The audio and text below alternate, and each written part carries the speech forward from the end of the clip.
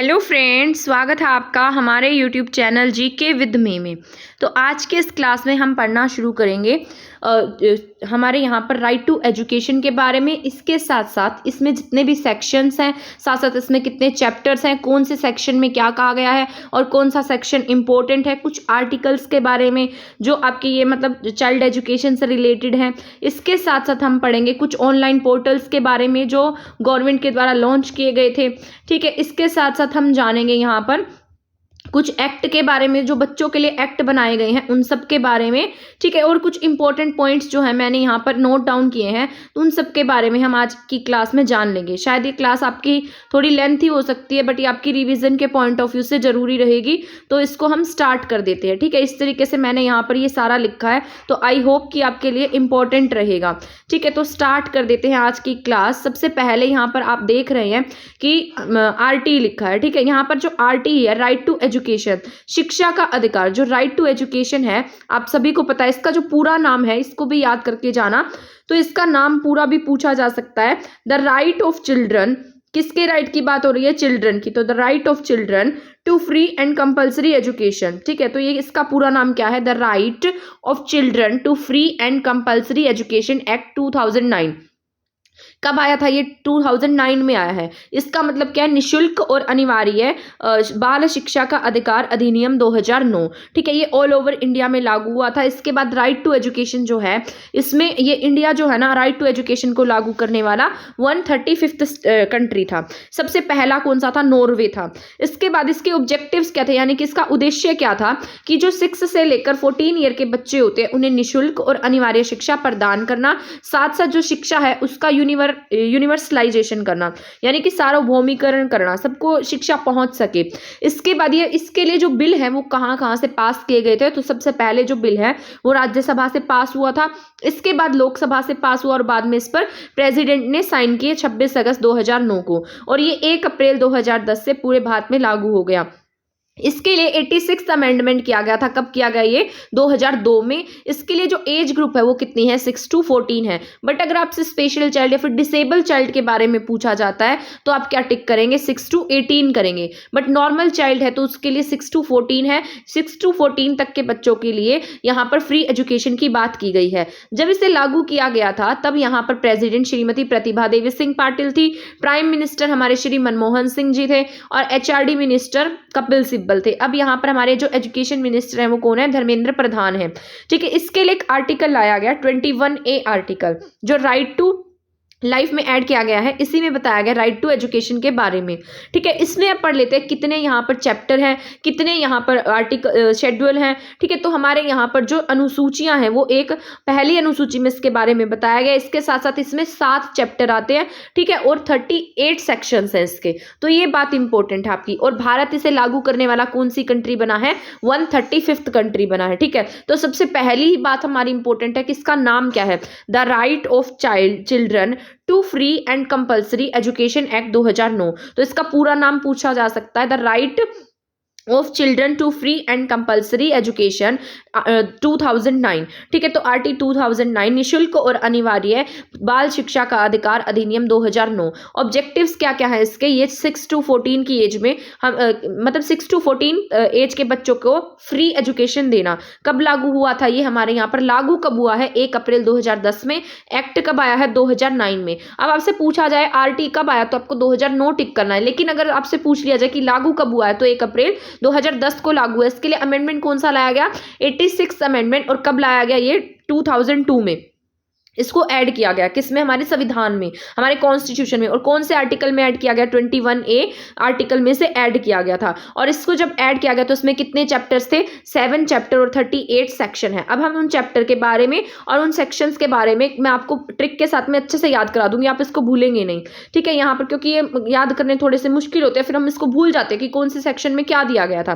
तो इसको थोड़ा सा लॉजिक से, थोड़ा सा ट्रिक के साथ में जितना पॉसिबल हो पाएगा मैं आसान तरीके से समझाने की कोशिश करूंगी। ठीक है, तो यहाँ पर आप देख रहे हैं सबसे पहले जो चैप्टर 1 है, तो चैप्टर 1 जो है ना उसमें कितने सेक्शन है, 2 सेक्शन है। तो चैप्टर 1 में वैसे तो 1 सेक्शन होना चाहिए था, पर हमने कितने किए, 2 सेक्शन, यानी कि एक ज्यादा है। ये बस याद करने का तरीका बता रही हूँ मैं, और कुछ नहीं है। चैप्टर 1 में कितने हैं, एक ज्यादा, यानी कि 2 सेक्शन है। तो सेक्शन 1 की बात कर लेते हैं। सबसे पहले सेक्शन 1 में क्या दिया गया है, आरटी का नाम दिया गया, इंट्रोडक्शन दिया गया है। चैप्टर 1 में इनके बारे में बताया गया, इंट्रोडक्शन है। तो ऐसे ही सेक्शन 1 में आरटी के बारे में इंट्रोडक्शन है कि ये कहाँ कहाँ पर लागू होगा, और आरटी के बारे में बताया गया। ये सिर्फ गवर्नमेंट स्कूल्स में अब लागू होता है, रिलीजियस और प्राइवेट पर ये लागू नहीं होता है, ठीक है। तो सेक्शन 1 में ये बात लिखी गई है कि जो आरटी है इसका नाम दिया गया है। इसके बाद सेक्शन 2 जो है, इसमें किसकी परिभाषाएं दी गई हैं अलग अलग, जैसे ईडब्ल्यूएस की, एसएमसी की, लोकल बॉडीज की, इन सब की डेफिनेशन किसमें, आपके सेक्शन नंबर 2 में है, ठीक है। तो अब आप इसको याद कैसे रखेंगे, आपको पता है कि अगर आप किसी से भी मिलते हैं तो सबसे पहले आप किसी का नाम पूछते हैं, यानी कि उसका इंट्रोडक्शन पूछते हैं। तो नाम किसमें होगा, सबसे पहले होगा, यानी कि सेक्शन नंबर 1 में क्या है, नाम है। सेक्शन नंबर 2 में हम क्या पूछते हैं, फिर हम वो हमारे बारे में जानने लगता है, उससे हमारी मतलब एक्सप्लेनेशन पता लग जाती है कि इंसान कैसा है। तो सेक्शन 2 में क्या एक्सप्लेनेशन है हमारे नाम की, मतलब अलग अलग नेम्स की, जैसे ईडब्ल्यूएस है, एसएमसी है, लोकल बॉडीज है, इन सब की डेफिनेशंस दी गई हैं। तो चैप्टर 1 में कितने सेक्शन है, 2 सेक्शन है। फर्स्ट सेक्शन में क्या है हमारे पास में, आरटी। सेकंड सेक्शन में क्या है हमारे पास में, इसकी अलग अलग परिभाषाएं हैं, तो आपको याद रखना है, ठीक है। चैप्टर 1 2 सेक्शन, फर्स्ट सेक्शन में आरटी, सेकंड सेक्शन में परिभाषाएं, ठीक है। तो ये है आपका चैप्टर 1 सेक्शन 1 एंड 2। इसके बाद हम बात कर लेते हैं राइट टू फ्री, मतलब इसका नाम मैं बता रही हूँ यहाँ पर, जो यहाँ पर अगर यहाँ पर ऐसा लिखा जाए right to free and compulsory education, तो यहाँ जो चाइल्ड है ना, और सेकंड ऑप्शन में चाइल्ड लिखा हुआ है, तो आपको चाइल्ड वाला टिक करना होगा, क्योंकि बच्चों के लिए है, तो ये इसका नाम आपको सही करेक्ट करना पड़ेगा। अब बात करते हैं चैप्टर नंबर 2 की। हमने पढ़ा चैप्टर नंबर 1 में हमारे पास 2 सेक्शन है, उसी तरीके से जो आपका चैप्टर नंबर 2 है उसमें कितने होने चाहिए थे, 2, लेकिन हमने एक ज्यादा ऐड कर दिया, तो चैप्टर नंबर 2 में हमारे पास में 3 सेक्शन है, ठीक है। अब ये किसकी बात करते हैं, इसके बारे में भी जान लेते हैं। जो सेक्शन नंबर 3 है उसमें क्या बताई गई है, एज, ठीक है। तो सेक्शन 3 में एज है। सेक्शन 4 में क्या कहा गया है कि हम किसी को भी एडमिशन देने से, मतलब आप किसी को भी एडमिशन देने से नहीं रोक सकते। तो 6 to 14 तक की बात करता है ये नॉर्मल चाइल्ड के लिए, और डिसेबल चाइल्ड के लिए किसकी बात करेगा, 6 to 18 की बात करता है। जैसे कोई दिव्यांग है, डिसेबल है, मतलब तो उनके लिए 6 to 18 की बात करता है, और नॉर्मल चाइल्ड के लिए 6 to 14। इसके बाद है सेक्शन नंबर 5, यानी कि तुरंत क्या देंगे आप उसे, सर्टिफिकेट दे देंगे, ट्रांसफर सर्टिफिकेट देंगे। अगर कोई बच्चा स्कूल छोड़कर जाना चाहता है तो आप क्या करेंगे, उसे ट्रांसफर सर्टिफिकेट देंगे, और ये आपको तुरंत देना होगा। वैसे 7 डेज का टाइम भी दिया जाता है। तो अब हमने पढ़े 3 section, section number 3, section number 4, section number 5। Section number 3 में एज की बात है, 4 में किसकी बात पढ़ी हमने, एडमिशन से नहीं रोकेंगे। सेक्शन नंबर 5 में हम क्या करेंगे, ट्रांसफर सर्टिफिकेट देंगे बच्चे को, ठीक है। तो एज, एडमिशन, ट्रांसफर, तो ये किस में है, आपके चैप्टर नंबर 2 में है। ये क्या कहते हैं यहाँ पर, right to free compulsory education की बात करता है चैप्टर नंबर 2। इसमें सेक्शन नंबर 3 में एज है, 4 में हमारे एडमिशन है, 5 में क्या है यहाँ पर, ट्रांसफर सर्टिफिकेट की बात करता है। इसके बाद पढ़ लेते हैं हम चैप्टर नंबर 3, मोस्ट इंपोर्टेंट है, 6 to 11। इसमें ना कुछ इंस्ट्रक्शंस दिए गए हैं, जैसे गवर्नमेंट को इंस्ट्रक्शन दिया गया है, लोकल बॉडीज को, पेरेंट्स को, तो इन सबको इसमें क्या दिए गए हैं, इंस्ट्रक्शन दिए गए हैं। तो आपके यहाँ पर क्या है, सेक्शन नंबर ये कहाँ से कहाँ तक है, 6 to 11 तक है, ठीक है। तो ये अलग है। पहले वाले में कितने थे, 2 सेक्शन थे, दूसरे वाले में 3 सेक्शन है, तीसरे वाले में 6 to 11 सेक्शन है, 6 से 12, 6 दूनी 12 होता तो -1 कम है, यानी कि 6 to 12 ना होकर कितने हमारे पास में 11 है यहाँ पर। तो 6 से 11 तक के सेक्शन किस में आते हैं, चैप्टर नंबर 3 में आते हैं, ठीक है।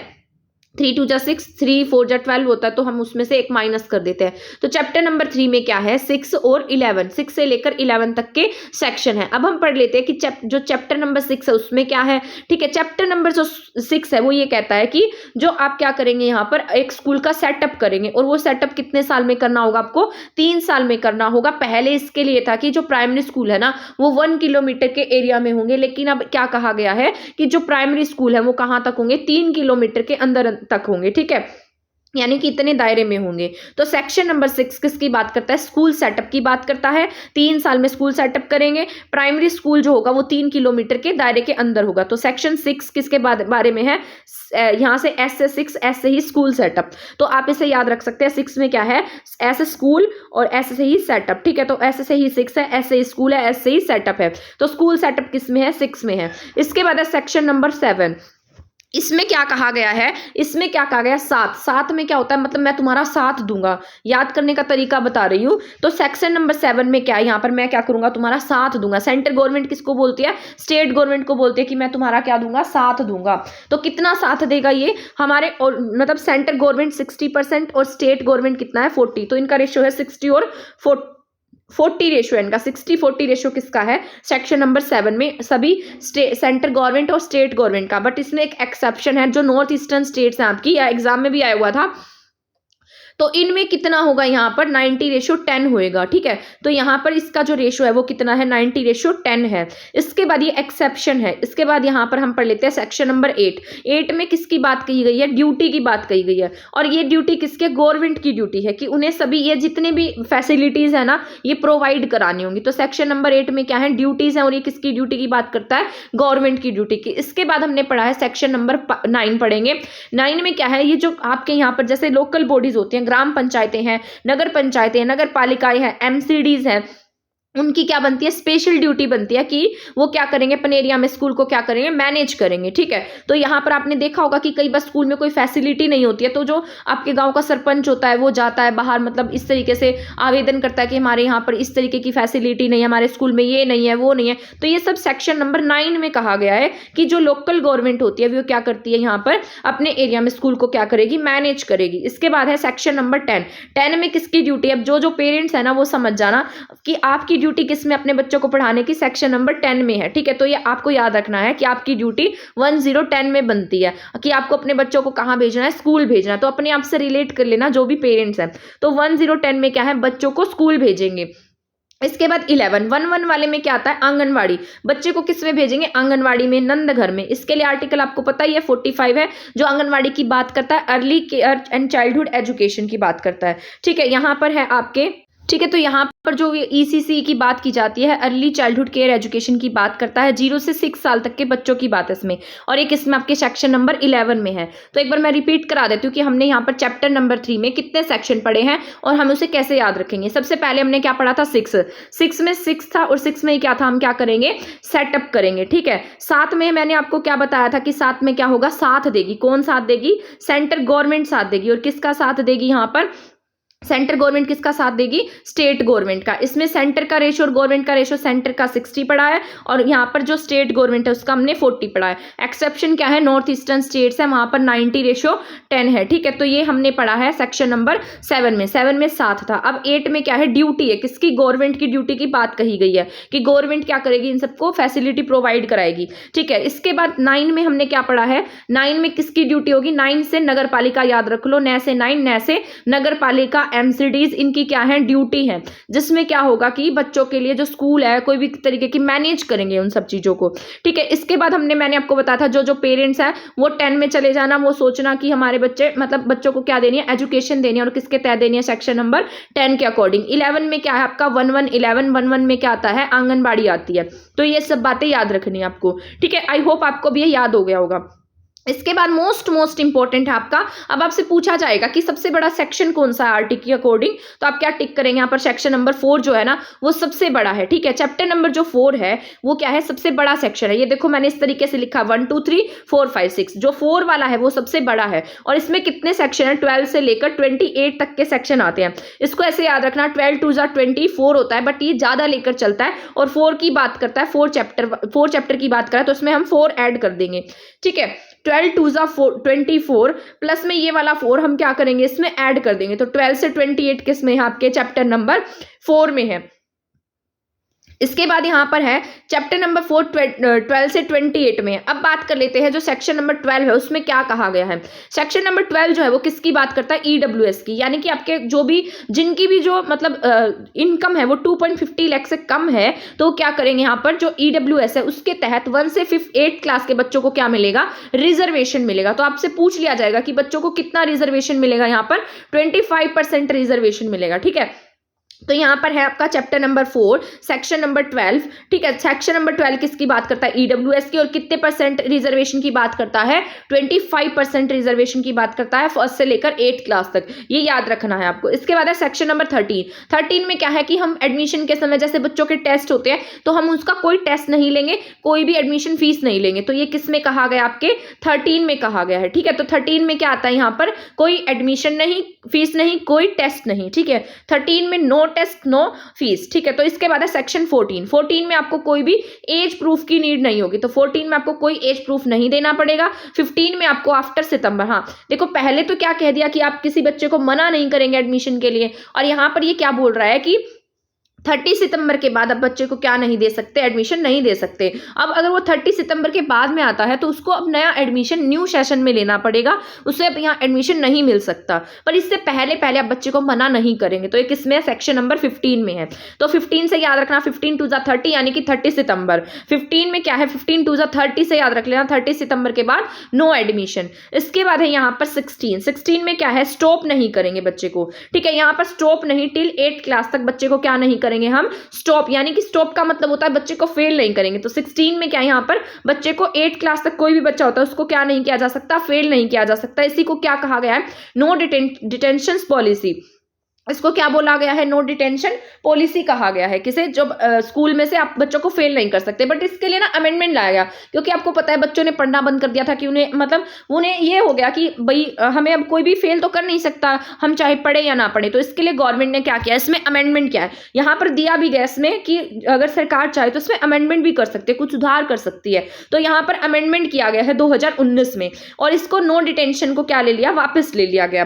3 जनवरी 2019 को डिटेंशन पॉलिसी को क्या किया गया है? वापस ले लिया गया। तो ये बात आपको याद रखनी है। 16 में क्या है? आपका बच्चा टिल 8th क्लास तक, ठीक है। 8 से याद रखना, 8 टू 16। तो 8th क्लास से याद रखना, 8th क्लास का जिक्र किस में है? सेक्शन नंबर 16 में है। और यहाँ पर क्या कहा गया है कि कोई भी बच्चा फेल नहीं होगा। बट इसमें बाद में अमेंडमेंट किया गया। कब अमेंडमेंट हुआ? आपका 2019 में अमेंडमेंट हुआ है, ठीक है। यहाँ पर आपको ये बात याद रखनी है। इसके बाद है सेक्शन नंबर 17 में क्या है? 17 में आप कोई भी फिजिकल अब्यूज नहीं करेंगे, पनिश नहीं करेंगे, बच्चे को मेंटली अब्यूज नहीं कर सकते हैं। तो यहाँ पर पनिशमेंट को रोका गया है कि आप बच्चे को पनिश नहीं करेंगे। तो 17 में क्या है? खतरा नहीं है। बच्चों को खतरा किससे होता है? पिटाई से ही होता है। तो अब उनको ये हो गया कि अब हमें कोई खतरा नहीं है। तो 17 में खतरा हटा, ठीक है। खतरा कब हटेगा? जब उन्हें पनिशमेंट नहीं दी जाएगी। तो सेक्शन 17 किसकी बात करता है? खतरा हटने की बात करता है। इसके बाद है सेक्शन नंबर 18 किसकी बात करता है? ये कि आप विदाउट परमिशन, अब मैं आपको बताती हूँ इसको याद करने का तरीका। हमारे यहाँ पर 18 की एज में शादी हो जाती है तो वो क्या होती है? एक वैलिड एज होती है ना। यहाँ पर क्या होगी? वैलिड होगी। वैलिड का मतलब क्या होता है? मान्यता होती है, आपको मान्यता मिल जाती है, ठीक है। तो यहाँ पर इसमें भी क्या है? हमें मान्यता मिल गई है। और ये मान्यता किसकी है? स्कूल मान्यता है, यानी कि आप बिना परमिशन के क्या नहीं कर सकते हैं? स्कूल नहीं खोल सकते हैं। अगर आप ऐसा करते हैं तो आपके ऊपर 10,000 रुपए का जुर्माना लगाया जाता है। अगर आप बिना मान्यता प्राप्त स्कूल में मतलब चला रहे हैं तो आपके ऊपर 10,000 जुर्माना लगता है। तो सेक्शन 18 में क्या कहा गया है? मान्यता प्राप्त, सेक्शन 18 में कहा गया है कि आप मान्यता प्राप्त स्कूल ही चलाएंगे, विदाउट परमिशन के स्कूल आप नहीं चला सकते हैं। ये किसमें है? 18 में। 18 में क्या आती है? वैलिडिटी आती है, यानी कि किसी चीज की मान्यता मिलती है। तो 18 में क्या है? मान्यता है। 17 में क्या पढ़ा था हमने? 17 से खतरा हटा, ठीक है। 16 में क्या पढ़ा हमने? नो डिटेंशन, मतलब 8th क्लास तक, 8 टू 16, यानी कि यहाँ पर हमने पढ़ा है नो डिटेंशन पॉलिसी। बाद में इसको अमेंड किया गया। इसके बाद हमने क्या पढ़ा? यहाँ पर 15 में पढ़ा है 15 टू 30, यानी कि 30 सितंबर के बाद कोई एडमिशन नहीं होगा। 14 में पढ़ा कोई एज प्रूफ की जरूरत नहीं होगी। 13 में पढ़ा हमने कोई टेस्ट नहीं होगा, कोई एडमिशन नहीं होगा, और सॉरी कोई मतलब टेस्ट नहीं होगा एडमिशन के टाइम पर, और कोई भी फीस नहीं ली जाएगी। और 12 में पढ़ा हमने EWS के बारे में। आई होप आपको यहाँ तक के समझ में आ गए होंगे, ठीक है। इसके बाद मैं आपको आगे के बता देती हूँ, इसलिए मैं थोड़ा फास्ट बोल रही हूँ। इससे क्या हो? आपका मतलब रिवीजन जल्दी हो जाएगा, क्योंकि आपने पढ़ा तो हुआ ही होगा ये। इससे क्या होगा? आपको रिवाइज हो जाएगा। यहाँ पर हम बात कर लेते हैं। अब यहाँ तक हमने कहाँ तक पढ़ा था? 18 तक। इसके बाद बात करता है 19 की।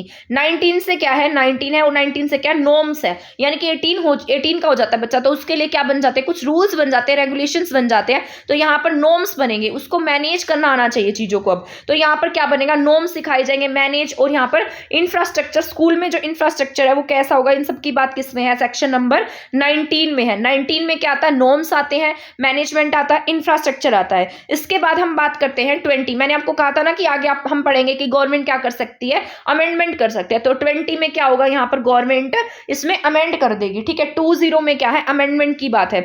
इसके बाद मोस्ट इंपॉर्टेंट है आपका SMC, स्कूल मैनेजमेंट कमेटी, ठीक है। ये मोस्ट इंपॉर्टेंट है आपका स्कूल मैनेजमेंट कमेटी, ठीक है। स्कूल मैनेजमेंट क्या करता है, ये स्कूल डेवलपमेंट एक मतलब यहाँ पर आपको, ठीक है। तो यहाँ पर किसकी बात कही गई है, SMC की बात कही गई है। किसमें, सेक्शन नंबर 21 में। 21 में क्या कहा गया, और ये किसके लिए होगा, अपर प्राइमरी बच्चों के लिए बनाया जाएगा। स्कूल मैनेजमेंट कमेटी किसके लिए बनती है, अपर प्राइमरी स्कूल मतलब अपर प्राइमरी वाले बच्चों के लिए बनती है। और ये क्या करते हैं, एक स्कूल डेवलपमेंट प्रोजेक्ट बनाते हैं, जिसमें क्या होता है, मतलब हर चीज का क्या ध्यान रखा जाता है, बच्चों का डेवलपमेंट का ध्यान रखेंगे, इंफ्रास्ट्रक्चर का, मतलब हर काम कैसे करना है वो किसमें होता है, SDP में होता है। ये कौन करता है, SMC करता है, ठीक है। SMC जो है ना, ये कोई भी आपका फाइनेंशियल ईयर होता है उसके 3 मंथ पहले बनाई जाती है। इसको क्या कर सकते हैं, कितने साल के लिए बनती है, ये 3 साल के लिए बनती है, ठीक है। और इसमें हम क्या कर सकते हैं, मतलब ये जो इसको हम हर साल रिवाइज कर सकते हैं,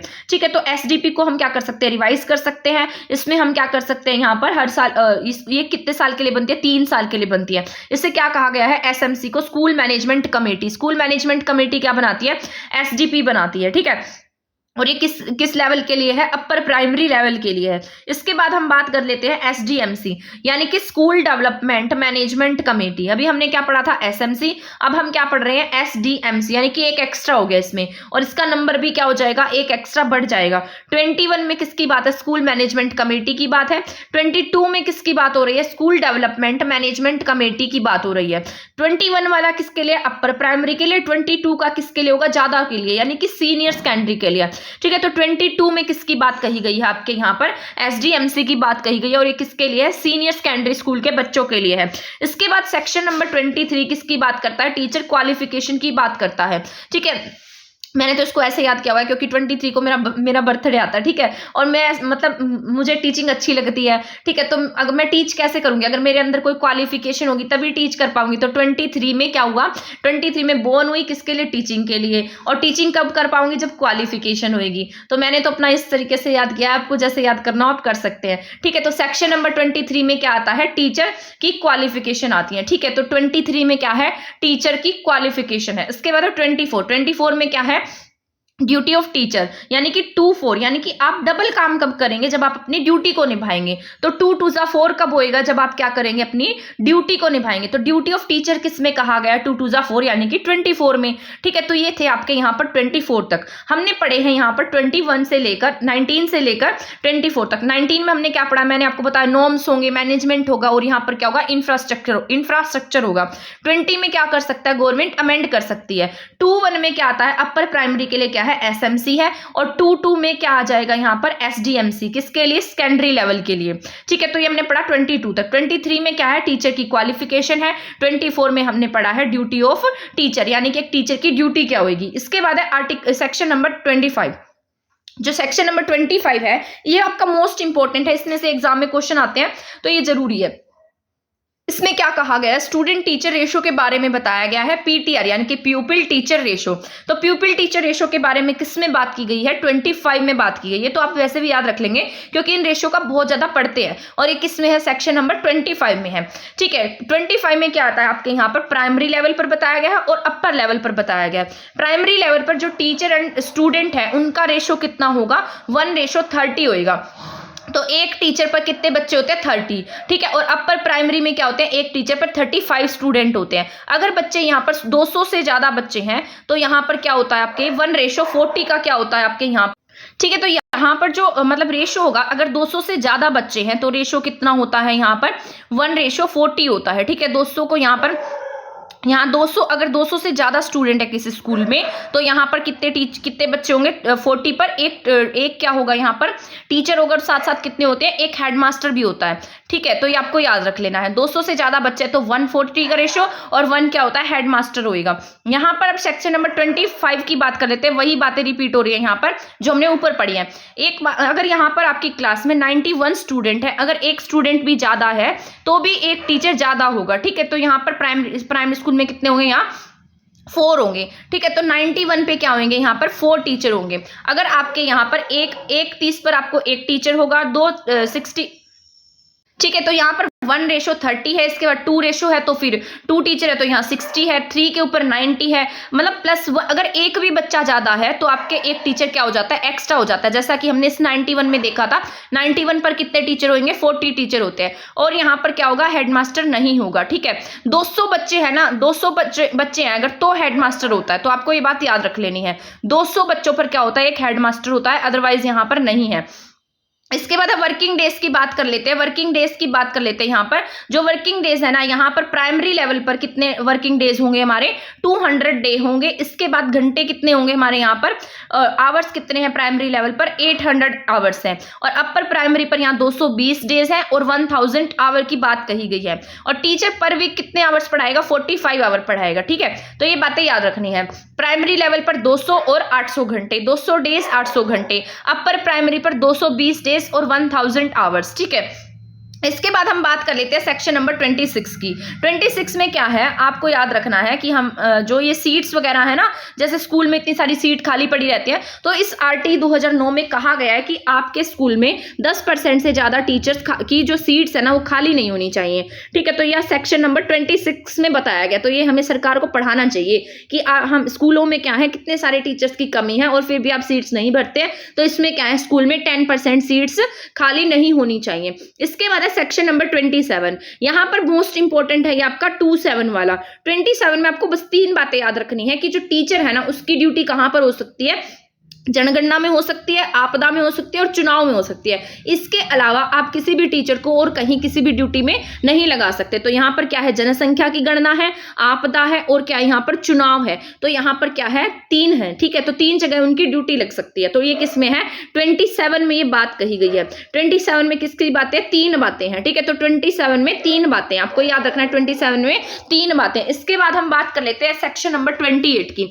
28 में मैंने तो ऐसे याद किया हुआ क्योंकि मैं ट्यूशंस पर अगर पढ़ाती हूँ तो फिर यहाँ पर मतलब मुझे ऐसा लगता है कि अगर मैं जब जॉब लग जाऊंगी तो ट्यूशंस नहीं पढ़ा पाऊंगी, तो मैंने याद किया हुआ है 21 में कोई ट्यूशन नहीं, ठीक है। तो 21 में क्या नहीं होगा, no private classes and tuitions. तो यहाँ पर क्या होगा, 28 में no private class and tuitions. तो ये है आपका 28 में। तो हमने कहाँ तक पढ़ा है, अभी हमने यहाँ पर पढ़ा है 24 से लेकर 25 से। 25 में आपको पता है रेशो दिया गया है कि कितने पर कितने टीचर होंगे, इसके साथ साथ आवर्स दिए गए हैं, ठीक है, कितने आवर्स पढ़ाएंगे। इसके साथ साथ हमने क्या पढ़ा, सेक्शन नंबर 26 में आपको अपने से याद रखना है कि 10% से ज्यादा सीट स्कूल में खाली नहीं होनी चाहिए, फिर भी खाली है, ठीक है। इसके बाद 27 में क्या है, सिर्फ 3, 27 में सिर्फ 3 बातें हैं। 28 में क्या है, प्राइवेट ट्यूशन की बात कही गई है। तो ये, और इसके बाद है सेक्शन नंबर 30, यहां बच्चों का क्या होगा, रिपोर्ट कार्ड, यानी कि बच्चों को रिपोर्ट कार्ड वगैरह दिया जाएगा। ये सब बातें 30 में है। इसके बाद मैंने यहाँ भी शायद कुछ लिखा था, 2-3 सेक्शन मैंने यहाँ लिखे थे, वैसे मैंने आगे भी ऐड कर दिए हैं, बट यहाँ मैंने लिखे थे, बट देखते हैं एक बार मिलता है तो। पर जो इंपॉर्टेंट सेक्शंस थे ना वो मैंने आपको वैसे करा दिए हैं, पर मैंने आगे ऐड तो किया है, देख लेते हैं अगर आगे मिल जाता है तो। ये रहा सेक्शन नंबर 37। मतलब 37 में ये कहा गया था कि जो गवर्नमेंट है या सेंट्रल गवर्नमेंट है, स्टेट गवर्नमेंट है, वो किसके खिलाफ नहीं जा पाएंगे, एसएमसी के, जो भी एसएमसी निर्णय लेगा उसके खिलाफ नहीं जा पाएंगे। सेक्शन 38 क्या कहता है कि जो आरटी है ना वो गवर्नमेंट आरटीई लागू कर सकती है कुछ अमेंडमेंट्स के साथ में। तो ये बात थी 38 में। तो जो इंपॉर्टेंट्स थे ना वो मैंने आपको करा दिए हैं, जो बहुत ज्यादा जरूरी है, जो एग्जाम्स में पूछे गए हैं। इसके बाद हम पढ़ लेते हैं, यहाँ पर हम आगे चले गए हैं, यहाँ पर इसके बाद फुल नेम ऑफ आरटीई, मैंने कुछ क्वेश्चंस किए थे तो यहाँ पर इन्हें लिखा था, तो मैंने सारे इसमें ऐड कर दिए जितने भी मुझे मिले थे, ठीक है, जो इंपॉर्टेंट थे। इसके बाद है यहाँ पर इसका जो फुल नेम है वो क्या होगा, the right of children to free and compulsory education act 2009। तो इसका फुल नेम क्या है, the right of children to free and compulsory education act 2009। SMC क्या है, यहाँ पर एसएमसी का जिक्र किस में पढ़ा था हमने, 2-1 में, और 2-2 ज्यादा था तो यहाँ पर क्या होगा, 2-2 वाले में सेकेंडरी की बात की गई थी। एसडीएमसी किस में था, 2-2 में था। 2-1 में क्या था, एसएमसी था। इसके बाद मैंने आपको बताया था 200 से ज्यादा चाइल्ड पर क्या होगा, एक क्या होगा, हेडमास्टर होगा। रेशो कितना होगा, 1:40 होएगा। और अदरवाइज क्या होता है यहाँ पर, ये 1:35 का रेशो किस पर है, अपर प्राइमरी पर है। ठीक है, यहाँ पर ये मैंने यहाँ पर लिखा है 45 किस में है, ये अर्ली ECC की बात करता है। 21A जो है ना, ये फ्री एंड कंपल्सरी एजुकेशन की बात करता है। ठीक है, इसके बाद हम पढ़ते हैं यहाँ पर RT 2009 आयु समझाती है, यानी कि कौन सी, यहाँ पर जो बच्चे हैं ना वो सेम एज ग्रुप के बच्चे आपको देखने को मिलेंगे। तो यहाँ पर किसकी बात करता है, ये बात करता है आपके इस तरीके से आयु समझातीय की। ठीक है, तो समझातीय आयु की बात करता है 6 to 14 में। Right to education for normal child, normal बच्चों के लिए कितनी है यहाँ पर जो आयु है वो कितनी है, 6 to 14 है। इसके बाद डिसेबल चाइल्ड के लिए एज कितनी है, 6 to 18 होती है। ठीक है, तो आपको ये बातें याद रख लेनी है। ठीक है, तो ये आपके इंपॉर्टेंट है, ये मैंने टेस्ट दिए थे तो उनमें पूछी गई थी। तो यहाँ पर क्या है, ये 6 to 14 है, और इसके बाद क्या, डिसेबल चाइल्ड के लिए 6 to 18 है। इसके बाद यहाँ पर है, अगर आपके पास यहाँ 61 से 90 बच्चे हैं तो उनके ऊपर कितने टीचर होंगे, 3 टीचर होंगे। अगर 91 है, एक भी ज्यादा है, तो कितने टीचर हो जाएंगे, यहाँ 24 टीचर होंगे। ठीक है, ये मैंने एक टेस्ट दिया था, वहां दिया गया था कि अगर एक स्कूल में सिर्फ 29 स्टूडेंट है तो वहां पर कितने टीचर होंगे, तो वहां पर उसका आंसर 2 टीचर था। ठीक है, तो ये आपको याद रखना है। इंक्लूसिव एजुकेशन क्या है, इंक्लूसिव एजुकेशन किस पर बेस है, राइट बेस है, यानी कि अधिकारों पर बेस है। ठीक है, और ये ह्यूमैनिस्टिक अप्रोच को बढ़ावा देती है। हर वीक टीचर आवर कितने आवर काम करेगा, 45 आवर्स काम करेगा। नो ट्यूशन की बात किस में है, 28 में है। ठीक है, इसके बाद आप बताओ, चलो बताओ 23 में क्या है। ठीक है, 23 में हमने क्या पढ़ा था, टीचर की क्वालिफिकेशन पढ़ी थी। ठीक है, तो अब आपको याद हो गया होगा टीचर की क्वालिफिकेशन हमने किस में पढ़ी है, 23 में। 24 में मैंने आपको बताया था क्या होएगा, 2 2 4 कब होगा, जब टीचर क्या करेगा, अपनी ड्यूटी निभाएगा। तो हमने 24 में क्या पढ़ी, अपनी ड्यूटी पढ़ी थी। ठीक है, चलो बताओ 21 में क्या पढ़ा था हमने, 21 में बताओ क्या पढ़ा था, SMC पढ़ा था। ठीक है, इसके बाद हमने 22 में क्या पढ़ा था, अपर लेवल पर क्या पढ़ा था, SDMC पढ़ा था, है ना। अभी अभी बताया ना मैंने आपको, याद हो गया होगा अब तो, मुझे लग रहा है आपको। ठीक है, वैसे भी क्या पता पहले भी याद हो, अगर याद था तो आपका रिवीजन हो गया होगा। और नो ट्यूशन की बात किस में थी, 28 में थी। ठीक है, तो ये आपको याद रखना है, नो ट्यूशन किस में है, 28 में है। ठीक है, 27 में मैंने आपको बताया था 3 बातें होंगी। ठीक है, यानी कि 3 जगह क्या लग सकती है, ड्यूटी लग सकती है। इसके बाद मैंने आपको क्या बताया था, 26 में मैंने आपको क्या बताया था, 10% सीट खाली नहीं होनी चाहिए। 10% से ज्यादा सीट्स क्या नहीं होनी चाहिए, आपके खाली नहीं होनी चाहिए। 25 में हमने क्या पढ़ा है, बताओ क्या पढ़ा है 25 में हमने, यहाँ पर 25 में हमने पढ़ा था रेशोज के बारे में। ठीक है, रेशो के बारे में, स्कूल आवर के बारे में, इन सब के बारे में किस में पढ़ा है, हमने 25 में पढ़ा है। ठीक है, इसके बाद बताओ 18 में हमने क्या पढ़ा था, मैंने आपको 18 का बताया था कि क्या होगा 18 में, वैलिडिटी, यानी कि मान्यता प्राप्त स्कूल की बात किस में कही गई है, 18 में। मैंने आपको बताया था 17 में क्या होगा, 17 में क्या हटा, खतरा हटा, यानी कि हम बच्चों को क्या नहीं करेंगे, पनिश नहीं करेंगे। ठीक है, आई विश कि आपको ये सब समझ में आ गया होगा, आई होप कि आपको ये समझ में आ गया होगा। इसके बाद हम बात कर लेते हैं नो ट्यूशंस की बात किस में है, 28 में है। इसके बाद डिसेबल चाइल्ड के लिए कितना है, 6 to 18 है। RT किसकी बात करता है, किस पर फोकस है, इंक्लूसिव एजुकेशन पर फोकस है। ठीक है, टीचर्स की ड्यूटी कहाँ कहाँ लगाई जा सकती है, आपदा में, वोटिंग में और जनगणना में। इसके अलावा हम टीचर की ड्यूटी कहीं पर भी नहीं लगा सकते हैं, ये बात आपको क्या कर लेनी है, याद रख लेनी है। इसके बाद है 1st to 5th working hours कितने होंगे हमारे यहाँ, 200 डेज पर 800 आवर्स होंगे। ठीक है, अपर लेवल पर कितने होते हैं, 220 डेज पर कितने होंगे, 100 आवर्स होंगे। ठीक है, वर्किंग आवर्स फॉर वीक के लिए कितना होता है, वर्किंग आवर कितने होते हैं पर वीक के लिए, 45 आवर होते हैं। ठीक है, ये आपका इंपॉर्टेंट है।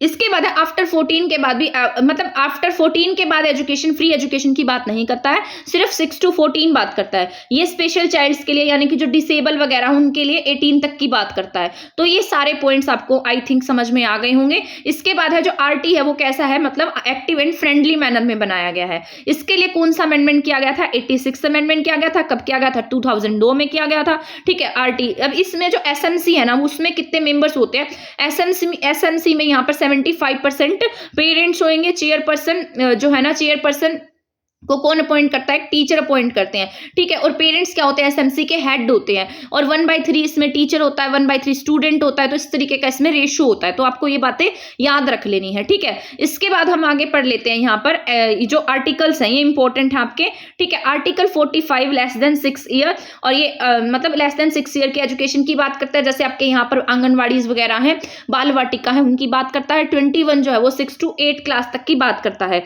ठीक है, सेक्शन नंबर 31 किसकी बात करता है, नेशनल चाइल्ड प्रोटेक्शन की बात करता है। ठीक है, एंड केयर की बात करेगा। 32 में क्या है, नेशनल एडवाइजरी काउंसिल होगी। यहाँ पर 15 नंबर की क्या होती है, एक काउंसिल बनाई जाती है सेक्शन नंबर 32 में। 31 में एक नेशनल चाइल्ड प्रोटेक्शन सेंटर बनाया जाएगा। तो ये 31 एंड 32 में बताया गया है। इसके बाद हम पढ़ लेते हैं कुछ ऑनलाइन पोर्टल्स के बारे में जो आपके क्या है, इंपॉर्टेंट है, शायद इसमें से कुछ एग्जाम में देखने को मिल जाए। ठीक है, यहाँ मैंने लिखे तो है, इस तरीके से देख लेती हूँ मैं एक बार।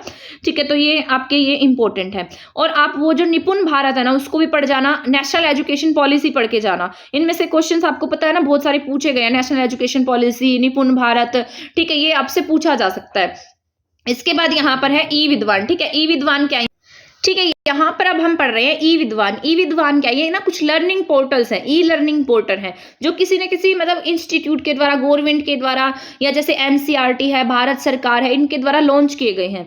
ठीक है, तो यहाँ पर हम पढ़ लेते हैं ई विद्वान। ई विद्वान क्या है, एक ई लर्निंग पोर्टल है और ये किस पर बेस है, रिसर्च पर बेस है। आईसीटी हमारे उसमें दिया गया ना, तो उसके अंडर ये कुछ क्या है आपके वो पोर्टल है जो आपको पढ़ लेने जरूरी है। डिजिटल वे में काम करता है, क्या नाम है इसका, ई विद्वान। और ये क्या है, ई लर्निंग पोर्टल है। और किसके लिए डेवलप किया गया है, आपसे पूछा जाएगा ना, तो वैसे तो ये साइंटिस्ट के लिए डेवलप किया गया है। इसमें क्या है, बच्चे क्या कर सकते हैं, रिसर्च कर सकते हैं। ये रिसर्च करने में क्या करता है, हेल्प करता है। जैसे मान लो कोई पुराना साइंटिस्ट था, उसने क्या क्या वर्क किया, वो सब किस पे मिलेगा, ई विद्वान पर, उसकी सारी की सारी डिटेल मिल जाएगी। जिस तरीके से पहले क्या होता था, मतलब फाइल्स वगैरह देखनी पड़ती थी और बाकी काम देखने पड़ते थे, तो अब आप इस पोर्टल पर कुछ भी डालेंगे तो आपको उन सब की जानकारी इसी पोर्टल पर इकट्ठे अवेलेबल हो जाएगी। तो क्या है, ई विद्वान एक लर्निंग पोर्टल है जो किस पर बेस है, साइंटिफिक रिसर्च पर बेस है। ठीक है, इसमें ये यहाँ पर information and library network centre द्वारा विकसित किया गया है। जो भी लोग रिसर्च कर चुके हैं उन सभी की जानकारी किस पर है, ई विद्वान पर है।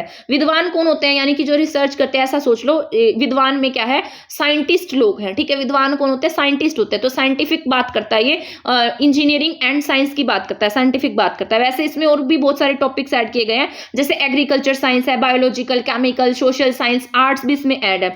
पर मेन फोकस किसका है, इंजीनियरिंग एंड साइंस पर है। तो साइंटिफिक रिसर्च की बात किसमें है, विद्वान में है। तो विद्वान लोग कैसे होते हैं, साइंटिफिक सोचते हैं। तो आप इसको याद रखना। ठीक है, इसके बाद यहां पर है, ये कुछ नहीं है, मैंने बस इस तरीके से पोर्टल लिखे थे कुछ। तो यहाँ पर है ई आचार्य, ये भी आपका इंपॉर्टेंट है, आचार्य, ये इंपॉर्टेंट है, ई आचार्य मोस्ट इंपॉर्टेंट है। ये किससे रिलेटेड, आपका कंटेंट से रिलेटेड है। आपको यहाँ पर कोई भी कंटेंट चाहिए होगा तो आपको यहाँ अवेलेबल मिलेगा। ये नेशनल इंटीग्रेटेड कंटेंट पोर्टल है, इसको हम इंटीग्रेटेड पोर्टल भी बोल देते हैं और इसे हम नेशनल इंटीग्रेटेड कंटेंट पोर्टल भी के नाम से भी जानते हैं। इसमें इसको जो काम करता है इसके पीछे, इसमें NMEICT national mission on education through information communication technology के द्वारा इसने इस पर काम किया है। NMEICT national mission on education through information and communication technology official repository है। मतलब यहाँ पर सारी इंफॉर्मेशन क्या है, रिपोजिटरी का मतलब क्या होता है, जितनी भी इंफॉर्मेशन है ना, यहाँ पर सब क्या है, आपकी सेफ, सिक्योर एंड स्टोर है। यहाँ पर जितने भी कंटेंट है ना, वो सब कहाँ रखे जाएंगे, यहीं पर रखे जाएंगे। वो क्या रहेंगे, सिक्योर रहेंगे। ऐसा ही आपका एक ई दीक्षा है।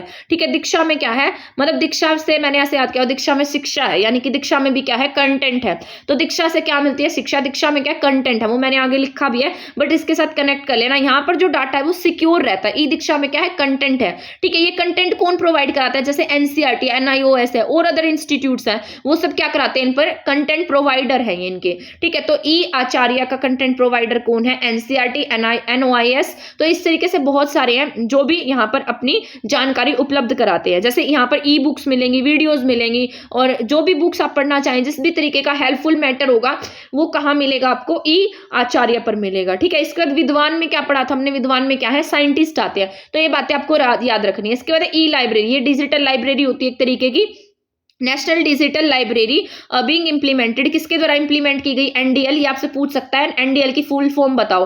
तो नेशनल डिजिटल लाइब्रेरी है, इंप्लीमेंट बाय IIT खड़गपुर के द्वारा क्या की गई है, इंप्लीमेंट की गई है। इसमें क्या होता है, जो आपका डेटा है वो क्या रहता है, सिक्योर रहता है। मतलब यहाँ पर 24/7 ये डाटा सेंटर क्या रहेगा, ओपन रहेगा। और ये क्यों रहता है, क्योंकि यहाँ पर मान लीजिए आपका कोई भी कंटेंट है या कुछ भी ऐसा आपको दिक्कत आ जाती है, वो बंद हो जाता है, तो यहाँ पर उसकी सेफ्टी के लिए, यानी कि आपको कोई प्रॉब्लम ना हो, वो हमेशा क्या रहे, आपको इन्फॉर्मेशन देने का काम करता रहे। तो इसके लिए एक डाटा सेंटर बनाया गया है जो कब 24/7 काम करता है। और इसको दिल्ली IIT दिल्ली में कहाँ बनाया गया, आईआईटी दिल्ली में। इसे क्या नाम दिया गया है, बादल। ठीक है, बादल भी बोलते हैं इस डाटा सेंटर को। यहाँ पर क्या होगा, सारी इंफॉर्मेशन के लिए काम होगा ताकि यहाँ पर किसी भी तरीके की सर्वर में क्या ना हो, कोई भी प्रॉब्लम ना हो। तो डाटा सेंटर कहाँ बनाया गया, आईआईटी दिल्ली। क्या नाम है इसका, बादल। और किसके द्वारा वो इंप्लीमेंट की गई थी, ये खड़गपुर वाले के द्वारा, आईआईटी खड़गपुर। ठीक है, ये एनडीएल क्या है, नेशनल डिजिटल लाइब्रेरी है।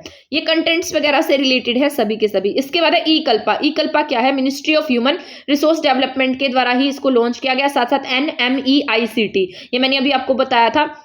तो ये दोनों ने इस पर काम किया है। डिजिटल लर्निंग प्लेटफॉर्म है ये भी आपका। पर ये जो ई कल्पा है ना, ये किससे रिलेटेड है, आपके मतलब डिजाइनिंग से। अब आप ऐसा सोचे, जिसमें ना कल्पना होगी वही क्या कर पाएगा, डिजाइनिंग कर पाएगा। तो ई कल्पा किससे रिलेटेड, आपके डिजाइनिंग से रिलेटेड है। मैं आपको इसलिए ऐसे समझा रही हूँ क्योंकि बहुत सारे पोर्टल है और सभी ना हम जब पढ़ते हैं ना तो मिक्सअप हो जाता है माइंड में कि पता नहीं कौन से वाले में हमने क्या पढ़ा था, कौन से वाले में हमने क्या पढ़ा था, पता नहीं उसमें विद्वान वाले में क्या था। ठीक है, तो ये ऐसे आप पढ़ते हैं ना तो आपको याद रहता है। तो इसमें ई कल्पा में क्या है, डिजाइनिंग की। इसमें किससे रिलेटेड है, यहाँ सभी तरीके की डिजाइनिंग और मतलब कोई भी फोटो है, वीडियो है, सभी इस पर अवेलेबल मिलती हैं। तो इसका नाम है ई कल्पा। इसके बाद है ई यंत्रा। ई यंत्रा इंपॉर्टेंट है आपका। ई यंत्रा जो है मिनिस्टर, ये MHRD के द्वारा क्या किया गया था, लॉन्च किया गया है। ठीक है, तो इसके बाद है ई यंत्रा। ई यंत्रा जो है ना, ये किससे रिलेटेड है, यंत्र वाला, रोबोटिक्स से। ठीक है, तो आपको याद रखना है ई यंत्र रिलेटेड है किससे, रोबोटिक्स से। डिजिटल इनिशिएटिव है ये और MHRD के द्वारा इसको लॉन्च किया गया। इस पर काम किसने किया, MHRD ने किया है। मतलब ये कंप्यूटर साइंस, मैथमेटिक्स, इससे बच्चे क्या सीखेंगे, कंप्यूटर से, कंप्यूटर साइंस से, मैथमेटिक्स से क्या सीख सकते हैं, रोबोटिक्स सीख सकते हैं। एक रोबोटिक प्लेटफॉर्म है, खुद से अपना क्या बना सकते हैं, एक रोबोट बना सकते हैं। किसके लिए, फॉर यंग इंजीनियर के लिए। तो यंत्र वगैरह का काम किस में होता है, रोबोटिक्स में होता है। तो ई यंत्रा किससे रिलेटेड, आपका रोबोटिक्स से रिलेटेड है। बस इतना याद रखना आपको। इसके बाद है डिजिटल डिवाइड। ये इंपॉर्टेंट है आपका, आपसे पूछा जा सकता है डिजिटल डिवाइड। अब जो ये यहाँ पर आईसीटी है, मान लीजिए कोई ऐसा एरिया है जहां पर ना जो ये नेट वगैरह की प्रॉब्लम्स हैं, ये बिल्कुल भी नहीं है और बहुत अच्छी फैसिलिटी है। कहीं पर तो बहुत 5G का नेट चल रहा है और एक ऐसा एरिया जहां पर ना आपको मतलब ऑनलाइन पढ़ने के लिए बिल्कुल भी नेट नहीं मिल पाता है, बहुत ज़्यादा प्रॉब्लम होती है नेटवर्क में। तो ये जो गैप है इन दोनों के बीच में, यही क्या होता है, डिजिटल डिवाइड है। यानी कि जो डिजिटली क्या है, डिवाइड है। जैसे आपके यहाँ पर डेवलप कंट्री है, ठीक है, जैसे विकासशील और विकसित देश है, ये दोनों क्या है, एक तरीके के, इनके बीच में ये गैप देखा जा सकता है। यही क्या होता है, डिजिटल डिवाइड होता है। इसी को हम क्या कहते हैं, ये क्या है आपका डिजिटल डिवाइड है। तो आई होप यहाँ तक समझ में आ गए होंगे। इसके बाद मैंने कुछ लर्निंग लिखी थी क्योंकि एग्जाम में पूछी गई थी, डिस्कवरी लर्निंग, इस तरीके से सिग्नल लर्निंग। तो ये मैंने अपने लिए लिखी थी, बस एक बार रीडिंग करा देती हूं मैं आपको। जो सिग्नल लर्निंग है वो किससे सीखेगा बच्चा, सिग्नल से सीखता है। यानी कि ट्रैफिक सिग्नल से जैसे क्या होता है, आप बच्चों को ट्रैफिक सिग्नल के माध्यम से बताते हैं। अब कई बच्चे ऐसे होते हैं जो बोल नहीं पाते, तो उनको भी हम कैसे सिखाते हैं, सिग्नल्स के माध्यम से सिखाते हैं। तो ये क्या होता है, सिग्नल लर्निंग होता है, जहां आप बच्चे को बिना बोले सिग्नल के माध्यम से सिखाते हैं। इसके बाद है कंसेप्ट लर्निंग। अब कंसेप्ट लर्निंग बहुत इंपॉर्टेंट होती है, यहाँ बच्चे का ज्यादा माइंड लगता है, रीजनिंग लगती है, लॉजिक लगता है, थिंकिंग लगती है। तो ये क्या होती है, आपकी कंसेप्ट लर्निंग होती है। ठीक है, इसके बाद यहाँ पर है मोटर लर्निंग। जैसे यहाँ पर बच्चा जो है ना, कैट में, डॉग में, सब में क्या कर पाएगा, धीरे धीरे विभेद करने लगता है, कंसेप्ट में कंसेप्ट बनाने लगता है अलग अलग चीजों के बारे में।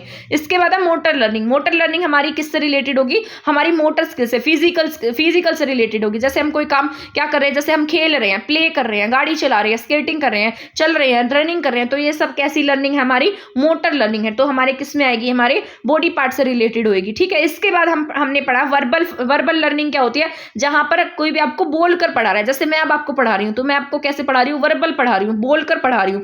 ठीक है, जहां आपको कोई सिंबल से पढ़ाए, पिक्चर से पढ़ाए, साउंड से पढ़ाए, साउंड का यूज करके पढ़ाए, ठीक है, तो वो कैसी है, वर्बल है। जहां पर साउंड का यूज होगा तो वो कैसी होती है, आपके वर्बल लर्निंग होती है। इसके बाद है जैसे टीचर बोल रहा है, बच्चा सीख रहा है, वर्ड्स का ज्यादा यूज हो रहा है, तो वो कैसी है, वर्बल लर्निंग है। डिस्क्रिमिनेशन लर्निंग क्या है यहाँ पर आपकी, जैसे बच्चा जो है ना, दो अलग अलग चीजों में जब विभेद करने लगता है, डिस्क्रिमिनेट करने लगता है उन चीजों को, तो यहाँ पर क्या होता है, मिल्क एंड कर्ड में डिफरेंस कर पाता है, बर्ड्स एंड काइट में डिफरेंस कर पाता है। तो ये सब क्या है, डिस्क्रिमिनेशन लर्निंग है। ठीक है, इसके बाद है लर्निंग ऑफ प्रिंसिपल। यहाँ बच्चा किससे सीखता है, नियम से सीखता है। ठीक है, फॉर्मूला से सीखता है, नाउन से जैसे नाउन है उसमें कुछ रूल्स है, इंग्लिश ग्रामर है उसमें भी कुछ रूल्स है, तो हम जो भी रूल से सीखते हैं वो क्या होती है, लर्निंग ऑफ प्रिंसिपल है। अब है प्रॉब्लम सॉल्विंग थिंकिंग। यहाँ बच्चा क्या करेगा, अपना माइंड लगाएगा, ऑब्जर्व करेगा चीजों को, फिर उन चीज़ों को क्या करेगा, प्रॉब्लम्स को सॉल्व करने की कोशिश करता है। एटीट्यूड लर्निंग वो होती है जैसे अब हम मान लीजिए हम किसी से मिले और हमने उसके बारे में कोई प्रिसेप्शन बना लिया कि ये इंसान ऐसा है, तो हमारा एटीट्यूड ना उसके लिए वैसा ही हो जाता है। ये पॉजिटिव भी हो सकता है, नेगेटिव भी हो सकता है। तो ये क्या होती है, एटीट्यूड लर्निंग होती है, उसके हमारे बिहेवियर को दिखाती है। इसके बाद मोस्ट इंपॉर्टेंट है दीक्षा, ठीक है, ई दीक्षा। ये जो दीक्षा है ना, ये कब लॉन्च किया गया था, ये जब कोविड था ना, तो कोविड के दौरान इसे लॉन्च किया गया था, digital infrastructure for knowledge sharing. इसका नाम क्या है, digital infrastructure for knowledge sharing. Knowledge को शेयर करने के लिए एनसीईआरटी, और किसके द्वारा, नॉलेज को शेयर करने के लिए किया गया था। मैंने आपको बताया था ना, जो वहां पर भी क्या मिलेंगे, बहुत सारे कंटेंट मिलते हैं, ठीक है। इसके साथ साथ जो दीक्षा है, दीक्षा पर भी क्या है, आपको बहुत सारे कंटेंट मिलेंगे। यहाँ पर क्या हो गया, ज्ञान शेयर किया जाएगा, ई कंटेंट होंगी, ई बुक्स होंगी, एनसीईआरटी की बुक्स होती है यहाँ पर। तो यहाँ पर क्या है, आपके एनसीईआरटी की बुक्स है, कंटेंट है यहाँ पर। भारत सरकार प्लस यहाँ पर क्या है, एनसीईआरटी किसके द्वारा लॉन्च किया गया है, दीक्षा भारत सरकार के द्वारा और एनसीईआरटी के द्वारा क्या प्रोवाइड कराता है आपको, ई कंटेंट, ई बुक्स प्रोवाइड कराता है। इसका नाम क्या है, दीक्षा है। ये किसका, इसका जो एम है ना, वो क्या है, वो जानना जरूरी है, one nation and one digital platform. तो ये इंपॉर्टेंट है। तो दीक्षा में क्या मिलती है, हमें बुक्स मिलती है, ई कंटेंट मिलता है, किसके द्वारा लॉन्च है, एनसीईआरटी प्लस भारत सरकार के द्वारा। तो ये इंपॉर्टेंट है, एनसीईआरटी की बुक्स मिलेंगी आपको यहाँ। कहाँ पर, डिजिटल ये जो इंफ्रास्ट्रक्चर है, ठीक है। तो यहाँ पर आपको क्या मिलती हैं, बुक्स मिलती है, और वो भी किसकी बुक्स मिलेंगी, एनसीईआरटी की। तो दीक्षा कब लॉन्च किया गया था, कोविड-19 के दौरान। किसके द्वारा लॉन्च किया गया, भारत सरकार प्लस एनसीईआरटी के द्वारा। एनसीईआरटी की बुक्स अवेलेबल मिलती हैं। और जो ई आचार्य पढ़ा था ना हमने, ई आचार्य में क्या था, वहां पर हमें कंटेंट सिक्योर मिलता है, और वहां सभी है, एनसीईआरटी नहीं है अकेला, वो NIOS भी, और यहाँ पर क्या है, आपके एनसीईआरटी भी है। तो आपको ये बात याद रख लेनी है, भारत सरकार प्लस एनसीईआरटी द्वारा दीक्षा को लॉन्च किया गया। One nation one digital platform की बात करता है, क्या करता है, to share knowledge at any time, ठीक है।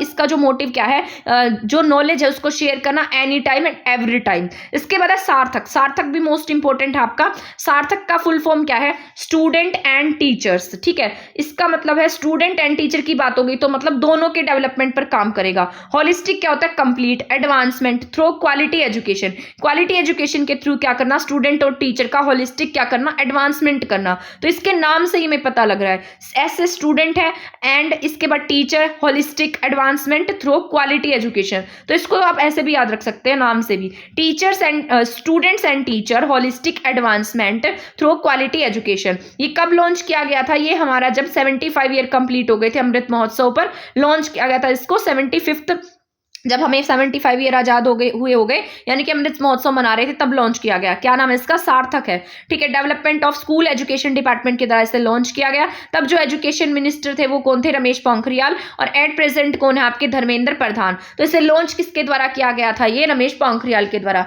ये कौन से लेवल पर है, प्राइमरी लेवल पर भी है और सेकेंडरी लेवल पर भी है। नाम क्या है इसका, सार्थक, ठीक है। Student and teacher, holistic advancement through quality education.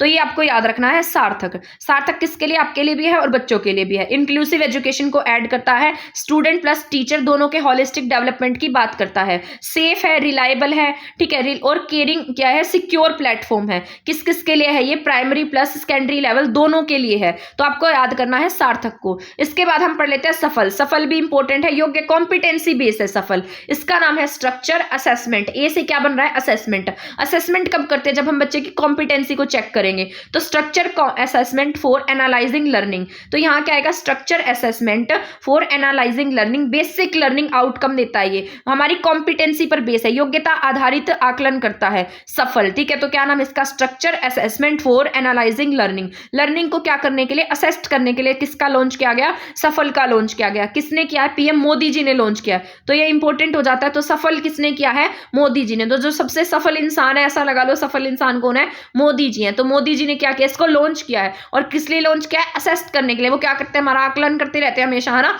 तो इसके लिए क्या है, असेस्ट किया है, असेसमेंट के लिए, structure assessment for analysing learning. इसके बाद है सीबीएसई, मतलब किसके द्वारा, कौन सा डिपार्टमेंट काम कर रहा है इस पर, सीबीएसई ने काम किया। कॉम्पिटेंसी बेस्ड असेसमेंट है और किसके लिए, सीबीएसई के लिए है। और इसमें ग्रेड्स पूछी जाती है, कौन सी ग्रेड के लिए। तो 3rd ग्रेड के लिए, 5th ग्रेड के लिए एंड 8th ग्रेड के लिए। इंपॉर्टेंट है ये 3rd, 5th and 8th grade. 3rd, 5th and 8th। तो 3 और 5 को ऐड करेंगे तो क्या आएगा, 8 आएगा। तो आपसे ऑप्शन में पूछ लेगा कि कौन सा इसमें ऐड नहीं है, तो यहाँ पर 3, 5 एंड 8 है। ये जितने भी मैं आपको क्वेश्चंस करा रही हूँ ना, मैंने मैंने केवीएस के जितने भी मतलब प्रीवियस ईयर में आए हुए हैं ना, उनको बेसिक मानकर यहाँ पर उनको करके यहाँ पे लिखा है। तो ये सारे पूछे गए हैं। इसके बाद इवेलुएट स्टूडेंट डेवलपमेंट, ये क्या करता है, स्टूडेंट के डेवलपमेंट को इवेलुएट करने के लिए, यानी कि बच्चा अब क्या ना करे, यहाँ रोट लर्निंग ना करे। और किस पर काम करता है, प्राइवेट प्लस गवर्नमेंट के दोनों के ऊपर काम करता है। गवर्नमेंट पर भी सफल लगेगा, प्राइवेट पर भी सफल लगेगा। लॉन्च किसने किया है, हमारे प्राइम मिनिस्टर ने। और कौन काम कर रहा है इस पर, सीबीएसई। कौन सी क्लास के लिए, 5, 3 एंड 8। ठीक है, तो ये हमें बातें याद रख लेनी है इससे रिलेटेड। इसमें ये क्या करता है, असेस्ट करता है, स्ट्रक्चर असेस्ट करता है बच्चों को। तो यहाँ पर सफल है असेस्ट करने के लिए। इसके बाद ये आपको नहीं करना है। इसके बाद हम पढ़ लेते हैं यहाँ पर ये निष्ठा। ठीक है, इसका नाम है निष्ठा, ये शायद मिट गया है। तो ये है आपका निष्ठा। निष्ठा क्या है, ये टीचर्स के लिए, टीचर्स के ट्रेनिंग देने के लिए एंड टीचर्स को अच्छा बनाने के लिए, टीचर की ट्रेनिंग के लिए क्या लाए हैं हम, निष्ठा लेकर आए हैं। यानी कि हमें क्या होगी, निष्ठा होगी, तभी हम बच्चों को पढ़ा पाएंगे। हमारे अंदर से क्या होगी, निष्ठा होगी, हमारे अंदर पढ़ाने का जुनून होगा, निष्ठा होगी, तभी क्या करेंगे, हम पढ़ा पाएंगे। और ये कब आया है, NEP 2020 के बाद में आया है। इसका नाम क्या है, national initiative for school head and teachers holistic, मतलब जो भी उनकी कैपेबिलिटी है, capacity building teacher training programme है। ये क्या है, एक capacity building teacher training programme है। यानी कि इसमें क्या दिया जाता है, टीचर्स को ट्रेनिंग दी जाती है। तो निष्ठा क्या है, एक ट्रेनिंग है, मतलब ट्रेनिंग के लिए लॉन्च किया गया। और किसकी ट्रेनिंग के लिए, टीचर्स की ट्रेनिंग के लिए।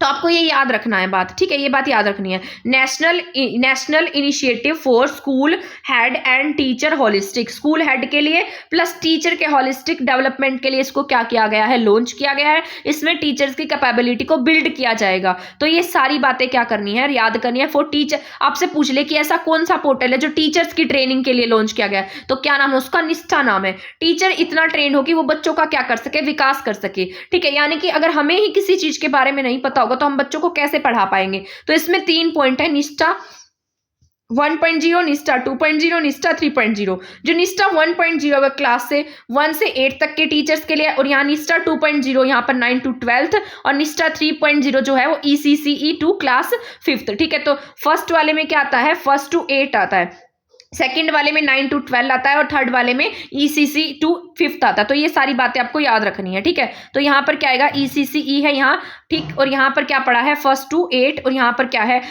9 to 12, 3.0 क्या है, ECC तक है। ठीक है, इसके बाद है ईशगुन। ईशगुन क्या है, यहाँ पर स्कूल एजुकेशन है। ये SC से क्या है, स्कूल एजुकेशन, SHA से क्या है, शाला, स्कूल, गन से क्या है, गुणवत्ता। ठीक है, तो यहाँ पर स्कूल की गुणवत्ता की बात की है, स्कूल की क्वालिटी को इंप्रूव किया गया है। तो यहाँ यह जो इन्फॉर्मेशन देता है डिजिटल प्लेटफॉर्म पर, ये क्या करता है, मतलब यहाँ क्या करेगा, इस पर जो है ना हमें डिजिटल प्लेटफॉर्म पर जैसे अलग अलग क्या मिलती है, इन्फॉर्मेशन मिलती है। जैसे पाठशाला है, दीक्षा में मिल रही थी, वैसे ही इसमें है। NPOERE के द्वारा लाया गया है, नेशनल रिपोजिटरी ऑफ यहाँ पर क्या लिखा है मैंने, इसको चलो मैं इसको देखकर बताऊंगी। ठीक है, इसको मत पढ़ना, एजुकेशन रिसर्च। ठीक है, तो इसको मत पढ़ना। ऑपरेशन है, पता नहीं क्या है, यहाँ मैंने O से क्या लिख दिया है, तो बाकी तो सारा सही है। ये OPER वाला नहीं पता। RKS के क्या है, ये एडोलोसेंस के लिए। ये आपने जब वो बच्चों की मेंटल हेल्थ से रिलेटेड पढ़ा होगा ना, तब आपने इसके बारे में पढ़ा होगा। RKS के ये किशोरों के लिए, राष्ट्रीय किशोर स्वास्थ्य कल्याण फॉर हेल्थ। ये 10 to 19 मतलब जो किशोर है ना उनके लिए लाया गया है। ठीक है, तो बस आपको इतना ही याद रखना है। इसके बाद है PISA। PISA क्या है आपके पास में, यहाँ प्रोग्राम फॉर इंटरनेशनल स्टैंडर्ड जो असेसमेंट है उसके लिए लाया गया, स्टूडेंट असेसमेंट के लिए। तो क्या है, programme for international student assessment. यहाँ बच्चों की कॉम्पिटेंसी चेक की जाएगी कि बच्चों ने कितना सीखा है। 15 ईयर तक के बच्चों के लिए क्या है, PISA है, पैसे 15। ठीक है, तो PISA और 15। PISA कितने साल तक के बच्चों के लिए है, 15 साल के बच्चों के लिए। उसमें बच्चों की प्योर यानी कि जो पहले की नॉलेज है उसको चेक किया जाएगा। तो PISA में क्या होता है, बच्चों का नॉलेज टेस्ट होता है। ठीक है, तो स्टूडेंट का असेसमेंट होता है, तो PISA है। इसके बाद टीचिंग लर्निंग मेथड, ये नहीं करना, अब आपको एक्ट करने हैं। ठीक है, अब तो आपकी थोड़ी सी क्लास रह गई है, और ये जो एक्ट है ना ये आपके बहुत जरूरी है, पढ़कर जाना। इनको मैं याद भी करा दूंगी आसान तरीके से। तो कितने सारे हैं, अभी तो हमारे 3-4 पेजेस पड़े ही हैं, तो यहाँ पर आपको 15-20 मिनट और भी लग सकते हैं। ठीक है, बट ये आपके इंपॉर्टेंट है तो आप इसको पढ़ लेना, मैं आपको याद करा देती हूँ कैसे पढ़ने हैं इनको। तो यहाँ पर दिया गया यूएनसीआरसी, ये क्या है, यूनाइटेड नेशन की पहल पर शुरू किया गया था। United nation convention for the right of the child, जो यूनाइटेड नेशन है वो क्या करती है, बच्चों के जो राइट्स है ना उनके लिए काम करती है। United nation convention for the right of the child, तो इसकी फुल फॉर्म भी पूछी जा सकती है, United nation convention for the right of the child. 4 parts में है, इसमें क्या आता है, राइट टू सर्वाइवल, इसके बाद है राइट टू प्रोटेक्शन, फिर right to participation and right to development. यानी कि बच्चे के पास क्या होना चाहिए, इतना हो कि वो सर्वाइव कर जाए, उसको खाने के लिए, कपड़े पहनने के लिए, मतलब ये सारी फैसिलिटी मिले। प्रोटेक्शन में क्या आता है कि बच्चे को क्या हो, अब्यूज से बचाएं आप, जो भी एक्सप्लॉयटेशन होती है, बच्चे को नेग्लेक्ट किया जाता है, उसको हैरेस किया जाता है, तो इन सब से क्या हो, उसका प्रोटेक्शन हो। इसके बाद है पार्टिसिपेशन, बच्चे की क्या होनी चाहिए, एज और मैच्योरिटी के अकॉर्डिंग उसकी भी भागीदारी होनी चाहिए। ये नहीं है कि हम बच्चे को नेग्लेक्ट कर देंगे कि जा तुझे तो कुछ भी नहीं पता, तू तो छोटा है, तू तो मत बोल, इस तरीके से हम बच्चे को डिमोटिवेट नहीं कर सकते, उसको भी क्या करेंगे, इंक्लूड करेंगे, पार्टिसिपेट करेंगे। इसके बाद राइट टू डेवलप, ठीक है, बच्चों को डेवलपमेंट देंगे, जैसे उसका मेंटल डेवलपमेंट है, फिजिकल डेवलपमेंट है, इमोशनल डेवलपमेंट है। तो यूएनसीआरसी कितने पर बेस है, 4 फैक्टर्स पर बेस है। सर्वाइवल पर, सर्वाइवल के बाद हमने पढ़ा प्रोटेक्शन पर, प्रोटेक्शन के बाद पार्टिसिपेशन पर, पार्टिसिपेशन के बाद डेवलपमेंट पर। तो सर्वाइवल पहले क्या होगा, सर्वाइव करेगा, सर्वाइव के बाद वो प्रोटेक्शन मिलनी चाहिए, प्रोटेक्शन होगी तभी क्या कर पाएगा, पार्टिसिपेट कर पाएगा, तभी क्या होगी, उसकी डेवलपमेंट होगी। तो ये हमने पढ़े हैं यहाँ पर इसके 4 फैक्टर, किसके हैं यहाँ पर, सॉरी 1 सेकेंड, ठीक है, अब ठीक है। तो यहाँ पर बच्चा क्या कर पाएगा, तभी क्या कर पाएगा, यहाँ पर जो बच्चा है वो डेवलपमेंट होगा यहाँ बच्चे का। इसके बाद है यहाँ कुछ आर्टिकल्स लिखे हैं मैंने जो मोस्ट इंपोर्टेंट है आपके आगे, मैंने और भी बहुत सारे एक्ट लिखे हैं, कभी सोचे कि यहाँ खत्म हो गए हैं आर्टिकल, ये जो आपके एग्जाम में पूछे भी गए हैं, ये वाला पूछा गया था शायद, भेदभाव का अभाव किसमें है। तो 15(3) में क्या है कि हम कास्ट के आधार पर, जेंडर के आधार पर किसी से किसी तरीके का क्या नहीं कर सकते हैं, भेदभाव नहीं कर सकते हैं। तो 14 में हमें क्या होगा, इक्वल राइट मिलेगा, समानता के अधिकार की बात की गई है, ठीक है। यानी कि जैसे हम पढ़ते हैं ना लोग, मतलब जैसे समानता का अधिकार क्या होता है, जिस तरीके से कानून के सामने सभी क्या होते हैं, समान होते हैं, सबको समान सजा मिलती है, तो उसी तरीके से क्या आर्टिकल 14 किसकी बात करता है, समानता की बात करता है। आर्टिकल 15(3) में क्या बताया गया है, भेदभाव का अभाव है, यानी कि यहाँ पर क्या है, कोई भी भेदभाव नहीं होगा। 20(1) में क्या है, यहाँ फ्री एजुकेशन 6 to 11 तक की, ठीक है। तो याद करना RT किस में आता है, 21A में आता है। इसके बाद है यहाँ पर आर्टिकल 23 में क्या है, मानव तस्करी पर रोक लगाई गई है। जो भी ये मतलब कई लोग होते हैं जो इंसानों को भी बेच देते हैं, तो ये मानव तस्करी पर क्या है, रोक है। 23 में क्या है, 23 में क्या है, मानव तस्करी पर रोक है। 24 में क्या है, लेबर चाइल्ड, जो बच्चे होते हैं ना उनसे क्या नहीं कराएंगे, चाइल्ड से जो लेबर है ना वो नहीं कराएंगे, इनके लिए भी एक्ट बनाएंगे, इसके लिए भी एक्ट बनाया गया है। इसके खिलाफ अगर आप ऐसा करते हो तो आपको सजा भी हो सकती है, जुर्माना भी लग सकता है। तो यहाँ पर 14 साल के बच्चे जो होते हैं, 14 साल से कम के बच्चों के लिए क्या होगा, यहाँ पर जो चाइल्ड लेबर एक्ट है वो लगता है। इसके बाद 39E, ये भी चाइल्ड अब्यूज के बारे में बात करता है। F जो है वो शोषण से रक्षा करना है।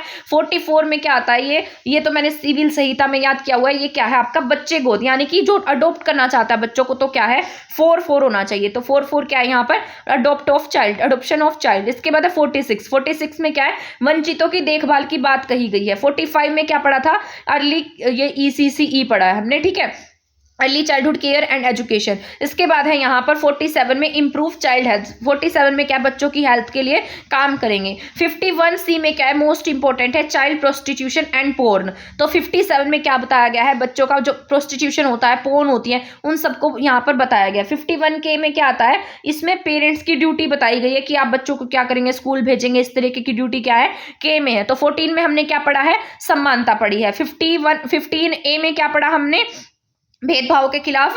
हमने क्या पढ़ा, भेदभाव के खिलाफ मतलब जो अभाव पढ़ा है, यानी कि भेदभाव का क्या होगा, अभाव होगा, हम किसी से भेदभाव नहीं करेंगे। 21A में क्या पढ़ा है, education, free education, RTE 6 to 11। इसके बाद 23 में मानव तस्करी। इसके बाद 24 में क्या आ जाता है, लेबर चाइल्ड। 39 में चाइल्ड अब्यूज। 39F में क्या पढ़ा था, शोषण से रक्षा। 44 में क्या पढ़ा है हमने, बच्चा गोद लेना। 46 में वंचितों की देखभाल। 47 में इंप्रूव चाइल्ड हेल्थ। 51C में क्या पढ़ा है, चाइल्ड प्रोस्टिट्यूशन एंड 51K में माता पिता की ड्यूटी पड़ी है। इसके बाद आपके एक्ट शुरू हो जाते हैं जो आपके बहुत ज्यादा ही इंपॉर्टेंट रहने वाले हैं। पोस्को एक्ट, पोस्को का जो फुल फॉर्म है ना, आपसे फुल फॉर्म भी पूछी जा सकती है, किसकी फुल फॉर्म बताओ। तो यहाँ पर पी से क्या है, प्रोटेक्शन, किसका प्रोटेक्शन, ऑफ चिल्ड्रन, किसका प्रोटेक्शन है, चिल्ड्रन का। किससे है प्रोटेक्शन, सेक्सुअल ऑफेंसेस एक्ट, ठीक है, सेक्सुअल ऑफेंसेस से, तो protection of children from sexual offences, ठीक है। तो यहाँ पर मतलब किससे प्रोटेक्शन है, सेक्सुअल ऑफेंसेस से, यानी किस तरीके से कोई बच्चे को हैरेसमेंट नहीं कर सकता है, उसके साथ कोई गलत व्यवहार नहीं कर सकता है। तो अगर वो ऐसा करता है तो उसके लिए इस एक्ट के तहत उसके लिए क्या होगा, यहाँ पर कुछ सजा का प्रावधान है। तो जब पोस्को एक्ट है वो कब आया था, ये आया था 2012 में। इसको कैसे याद रखेंगे, इसमें कितने शब्द हैं, 5 शब्द हैं, तो 5 दूनी 10 और प्लस क्या कर देंगे, 2 ऐड कर देंगे। तो कितने में आया है, पोस्को 2012 में आया है। तो पोस्को कब आया है आपका, 2012 में आया। 5 शब्द हैं और क्या ऐड किया हमने यहाँ पर, इसको 5 2 10 करके 2 ऐड कर दिया, तो कितना हो गया, 2012 में आया है, ठीक, 2012 में आया। इसके बाद है यहाँ पर 2002 में आया था वैसे तो, फिर इसको रिवाइज भी किया गया 2012 में। प्रोटेक्ट चाइल्ड फ्रॉम, किससे बचाना है, सेक्सुअल असोल्ट से, हैरेसमेंट से बचाना है, पोर्नोग्राफी, इन सब चीजों से। इसे लागू कब किया गया था, 14 नवंबर 2012 को लागू किया गया है। अब इसको मतलब ऐसा सोच लीजिए कि जो बच्चों से रिलेटेड है, पोस्को जो है ना वो बच्चों से रिलेटेड और मोस्ट इंपॉर्टेंट है। पोस्को आपने पढ़ा होगा कि पोस्को के तहत भी मतलब कई लोगों को सजा दी जाती है, उनके खिलाफ कई धाराएं लगाई जाती है। तो यहाँ 14 नवंबर को क्या होता है, बाल दिवस, और 2012, तो 14 नवंबर 2012 को क्या लागू किया गया, यहाँ पर पोस्को लागू किया गया है। इसके बाद चाइल्ड लेबर प्रोहिबिशन एक्ट, ये इंपॉर्टेंट है आपका, बच्चों के लिए जो प्रोहिबिशंस एक्ट बनाए गए हैं, यानी कि बच्चों से क्या नहीं कराएंगे, लेबर नहीं कराएंगे। तो ये किस में पड़ा था, 24 में, और कितने एज का था, 14 का, ठीक है। इसको हम CLPA भी बोलते हैं, इसकी शॉर्ट फॉर्म क्या है, CLPA, child labour prohibition act 1986। पहले कब आया था, 1986 में, फिर रिवाइज होकर कब आया, 2016 में आया है, ठीक है। तो कब आया है ये आपका, 2016 में रिवाइज हुआ। पहले कब आया था, 1986 में। 30 साल बाद क्या हुआ, रिवाइज हुआ। कौन से वाला, लेबर वाला। तो लेबर वाला क्या हुआ है, 30 साल बाद रिवाइज हुआ है। 1986 में आया था, फिर 2016 में आया। जब ये 1986 में आया था तब इसमें कुछ बातें कही गई थी कि आप 14 साल से कम बच्चों से क्या नहीं करा सकते हैं, काम नहीं करा सकते हैं, ठीक है। इसमें 2 साल की सजा, अगर आप ऐसा करते हैं तो इसमें 2 साल की सजा हो सकती है, 50,000 रुपए का जुर्माना लग सकता है 14 साल से कम बच्चों के लिए। इसके बाद 2016 में जब आया तो इसमें पेरेंट्स भी दंडित होंगे। इसमें क्या कहा गया कि अगर आप बच्चों से काम कराते हैं तो ये सब किसकी ड्यूटी है कि आप काम ना करें, पेरेंट्स की। तो इसके तहत पेरेंट्स को भी क्या मिलेगी, सजा मिल सकती है। बट हम जैसे डोमेस्टिक काम होते हैं, जैसे मान लीजिए हमारे घर में ही कोई शॉप है और वहां पर बच्चा बैठ जाता है, 1-2 घंटे बैठ जाता है, तो हम वो किस में काउंट नहीं होता, चाइल्ड लेबर में काउंट नहीं होता है, ठीक है। तो डोमेस्टिक हेल्प किस में काउंट नहीं होगी, चाइल्ड लेबर में काउंट नहीं होगी, ठीक है। तो ये क्या आपका CLPA है, चाइल्ड लेबर प्रोहिबिशन एक्ट। तो ये कब आया है आपका, पहले 1986 में, फिर 30 साल बाद रिवाइज हुआ 2016 में। पोस्को मैंने बताया था 5 शब्द है, 5 2 10 + 2, यानी कि 2012 में क्या है, पोस्को आया है। तो ये सारी बातें आपको याद रखनी है। 14 नवंबर 2012 को पोस्को आया, इसके बाद 1986 में चाइल्ड लेबर आया, इसके बाद 30 साल बाद फिर रिवाइज हुआ, 2016 में आया। इसके बाद हम पढ़ते हैं PCMA। PCMA क्या है आपका, the prohibition of child marriage act. ये क्या है आपका, चाइल्ड मैरिज एक्ट है। ये कब आया है, इसमें भी 2 साल की सजा है और 1 साल तक का जुर्माना है चाइल्ड मैरिज एक्ट में। ये कब आया है, पहले आया था आपका 1929 में, फिर 50 साल बाद इसको रिवाइज किया 1979 में।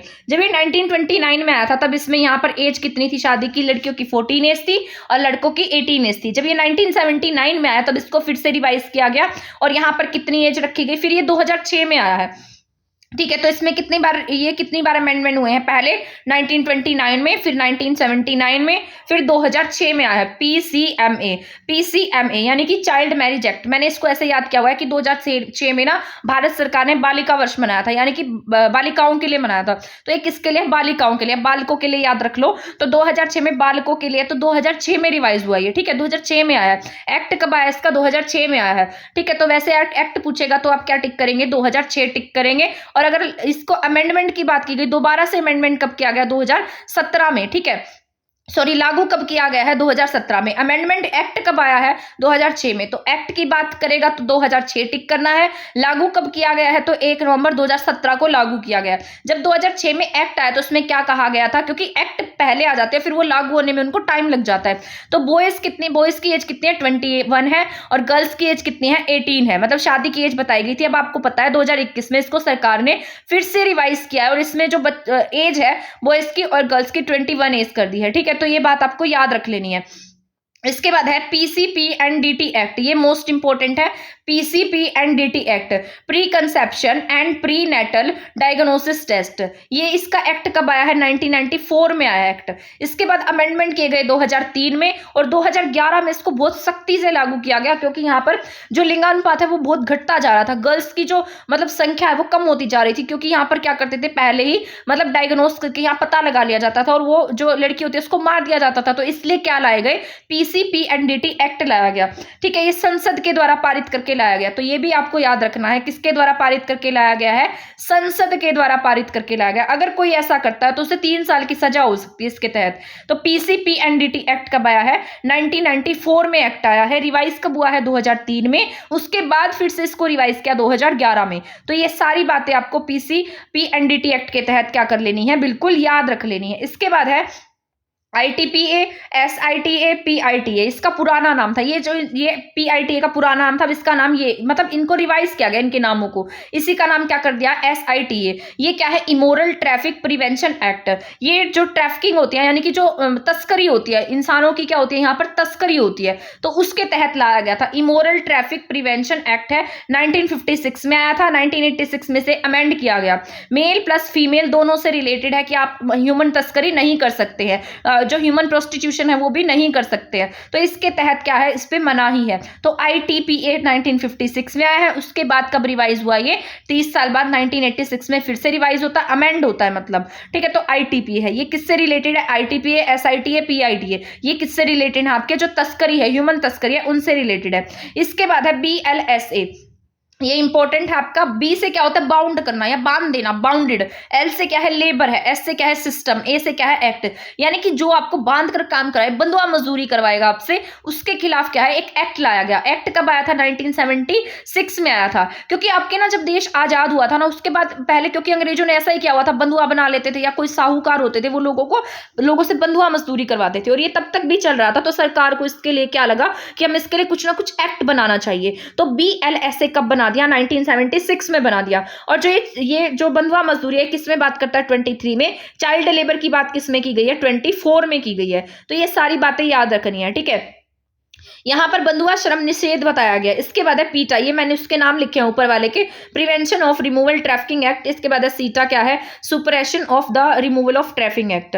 ठीक है, तो ये याद रखना है। अब ये है ना आपका टपक। टपक क्या है यहाँ पर? ये इंपॉर्टेंट है। टी से आप पता लगा लीजिए कि आपसे रिलेटेड है, यानी कि यहाँ पर ये क्या है? Technology, pedagogy, knowledge, content. इसका नाम है टेक्नोलॉजी, पेडागोजी, कंटेंट, नॉलेज। तो ये आपका इंपॉर्टेंट है। ठीक है, टेक्नोलॉजी, पेडागोजी, कंटेंट, नॉलेज, ये किसके लिए आपसे पूछा जाए कि ये किसके लिए है, तो आप क्या टिक करेंगे? टीचर्स के लिए। यानी कि ये क्या करता है? हमारी नॉलेज को एनहेंस करता है, बढ़ाता है। ये हमारी नॉलेज को, पेडागोजी, कंटेंट को टेक्नोलॉजी के माध्यम से पहुंचाता है। ठीक है, जब आप में क्या है यहाँ पर, मान लीजिए कोई आपके अंदर नॉलेज है, तो आप क्या करेंगे? उसको पेडागोजी के थ्रू, अपने कंटेंट्स के थ्रू, किसके थ्रू पहुंचाएंगे? टेक्नोलॉजी के थ्रू पहुंचाएंगे। ठीक है, जैसे अब आप यूट्यूब पर क्लास देखते हैं, तो ये भी क्या है आपका एक तरीके का, आप क्या प्राप्त करें? पेडागोजी के थ्रू, अपने मतलब जो स्किल्स है उसके थ्रू कंटेंट प्रोवाइड करा रहे हैं, और किसके थ्रू करा रहे हैं? टेक्नोलॉजी के थ्रू करा रहे हैं। तो इसका नाम क्या है? टैपक।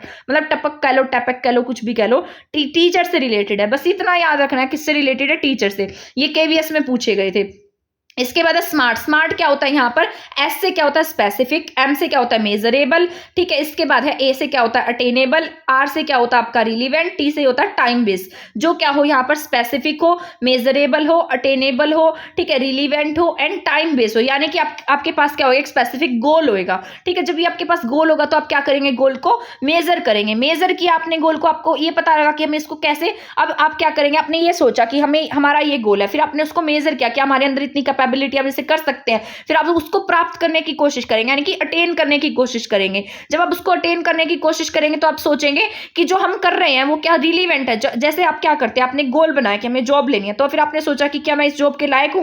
ठीक है, या मैं इस जॉब को कर सकता हूं, या मेरे अंदर इतनी कैपेबिलिटी है। मेजर किया आपने अपने आप को। फिर आपने क्या सोचा कि अब मैं इसको कैसे प्राप्त करूं? फिर आप कहीं भी गए, मतलब आप पढ़ने गए, या आपको ऐसा कंटेंट मिला, फिर आपने देखा कि क्या जहां से मैं पढ़ रहा हूं वो रिलीवेंट है, या जो मैंने पढ़ा है वो रिलीवेंट है। फिर आपने देखा कि ये टाइम बेस में, इतने टाइम बेस में क्या हो जाएगा? कंप्लीट हो जाएगा। तो ये सब क्या आपके स्मार्ट में आता है। इसके बाद डेवलपमेंट डिजाइन की बातें कही गई, यहाँ इंपॉर्टेंट है। जैसे लॉन्गिट्यूडनल डिजाइन क्या होता है, जब आप सिंगल एक ही एज के ग्रुप के बच्चों को की स्टडी करते हैं वो लॉन्गिट्यूडनल डिजाइन होता है। इसके बाद है क्रॉस सेक्शनल डिजाइन, क्या ये मैंने मेरे लिए लिखे थे। तो क्रॉस सेक्शनल डिजाइन क्या है, यहाँ पर डिफरेंट एज का जो पीयर ग्रुप है उसके ऊपर स्टडी की जाती है, डिफरेंट एज के बच्चों के ऊपर स्टडी होती है। क्रॉस सिक्वेंशियल डिजाइन, यहाँ दोनों बच्चे लिए जाते हैं, उसी ग्रुप के बच्चों पर क्रॉस एंड लॉन्गिट्यूडनल दोनों ही करा दी जाती है। क्वेसी एक्सपेरिमेंटल क्या होता है, एक सिलेक्टेड होता है, टारगेट बेस होता है, एक कोई फोकस मानकर इसमें इनकी स्टडी कराई जाती है। ठीक है, आई होप आपको ये क्लास समझ में आ गई होगी। ठीक है, अगर आपको ये क्लास समझ में आई है और आपको लगता है ये आपके लिए हेल्पफुल है, किसी और के लिए हेल्पफुल है, तो उसको शेयर कर देना।